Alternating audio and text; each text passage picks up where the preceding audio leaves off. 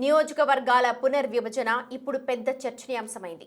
ఏపీలో అసెంబ్లీ స్థానాలు 175 నుంచి 263కి పెరుగుతున్నాయన్న ప్రచారం జరుగుతోంది. అందులో ఏకంగా 87 సీట్లు మహిళలకు రిజర్వ్ అవుతాయన్న అంశం రాజకీయాల్లో కలకలం రేపుతోంది.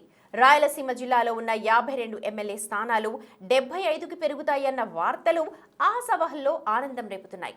రాజకీయ వారసులు కూడా తమ కోరిక నెరవేరుతుంది అన్న ఆశతో ఉన్నారు.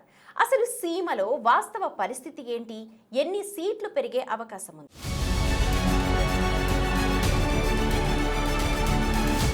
రాయలసీమలోని ఉమ్మడి జిల్లాల్లో అనంతపురం 14, చిత్తూరు 14, కర్నూలు 14, కడప జిల్లాలో 10 ఎమ్మెల్యే స్థానాలున్నాయి. ఆ 52 అసెంబ్లీ సెగ్మెంట్లతో పాటు అనంతపురం, హిందూపురం, కర్నూలు, నంద్యాల, కడప, రాజంపేట, చిత్తూరు, తిరుపతి పార్లమెంటు నియోజకవర్గాలున్నాయి. నియోజకవర్గాల పునర్విభజన ఫలితంగా రాయలసీమ జిల్లాలో అసెంబ్లీ స్థానాలు గణనీయంగా పెరుగుతాయని, జనగణన పూర్తయిన తరువాత అత్యధికంగా అర్బన్ ప్రాంతాల్లో సీట్లు పెరిగే అవకాశముందని అంటున్నారు. సగటున నియోజకవర్గానికి 1,60,000 ఓటర్లు ఉండే విధంగా నియోజకవర్గాల విభజన జరుగుతుందన్న వాదన వినిపిస్తోంది.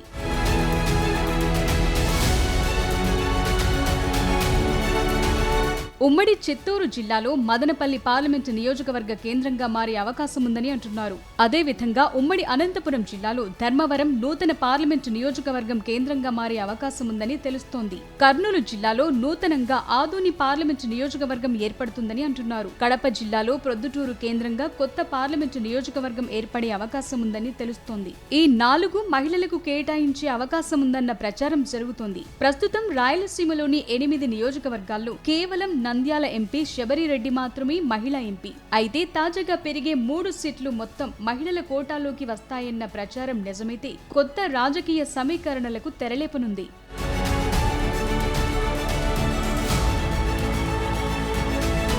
శాసనసభ స్థానాలకొస్తే ప్రస్తుతం 52 స్థానాలున్నాయి. మరో 20 స్థానాలు పెరుగుతాయని భావిస్తున్నారు. ప్రస్తుతం ప్రతి జిల్లాలో 14 అసెంబ్లీ సెగ్మెంట్లున్న చిత్తూరు, అనంతపురం, కర్నూలు జిల్లాల్లో అవి 20 నుంచి 22 స్థానాలకు పెరుగుతాయని అంచనా వేస్తున్నారు. కడప జిల్లాలో 10 నుంచి 14 స్థానాలకు పెరుగుతాయట. చిత్తూరు జిల్లాకు సంబంధించి 3 పార్లమెంట్ సెగ్మెంట్ల పరిధిలో ఒక్కో స్థానంలో 3 అసెంబ్లీ నియోజకవర్గాలు పెరుగుతాయని అంచనా.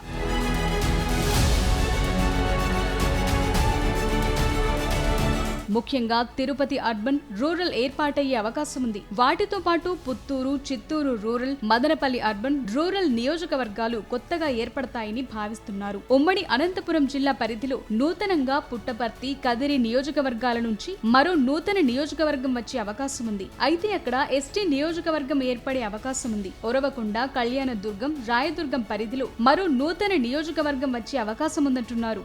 మరోవైపు అనంతపురం అర్బన్, రూరల్ తో పాటు మడకశిర, హిందూపురం, పెనుకొండ నియోజకవర్గాల పరిధిలో మరో నూతన నియోజకవర్గం ఏర్పడే అవకాశముందట.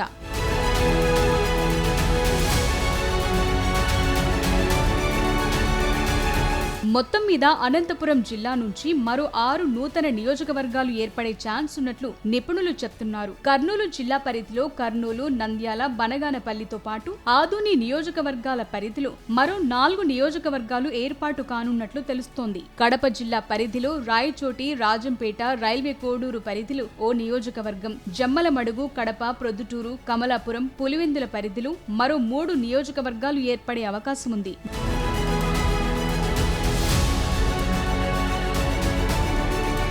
నియోజకవర్గాల పెరుగుదలతో పాటు మహిళా రిజర్వేషన్ వల్ల పెరిగిన సీట్లన్నీ మహిళలకే కేటాయించే అవకాశం ఉందనే ప్రచారం రావడంతో ఇప్పటికే నేతలు అలర్ట్ అవుతున్నారు. ఉమ్మడి చిత్తూరు జిల్లాలో ఒక్క మహిళా ఎమ్మెల్యే కూడా లేరు. కడప జిల్లా నుంచి 2, కర్నూలు జిల్లాలో 2, అనంతపురం జిల్లాలో 4 మహిళా ఎమ్మెల్యేలున్నారు. మొత్తం 8 మంది ఎమ్మెల్యేలు, 1 ఎంపీ మాత్రమే రాయలసీమ జిల్లాల్లో మహిళలు. నియోజకవర్గాల పెరుగుదలతో పాటు మహిళా రిజర్వేషన్ అమలైతే 4 ఎంపీలతో పాటు సుమారు 22 మంది మహిళా ఎమ్మెల్యేలు ఉండనున్నారు.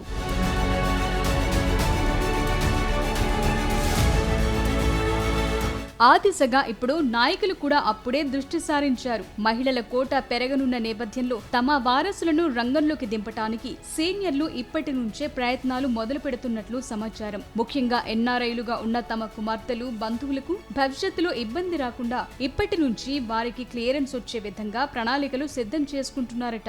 మొత్తం మీద నియోజకవర్గాల పెరుగుదల అవకాశాలతో పాటు రాజకీయంగా సమస్యలను కూడా తెచ్చిపెట్టే పరిస్థితులు కనిపిస్తున్నాయని రాజకీయ విశ్లేషకులు అభిప్రాయపడుతున్నారు.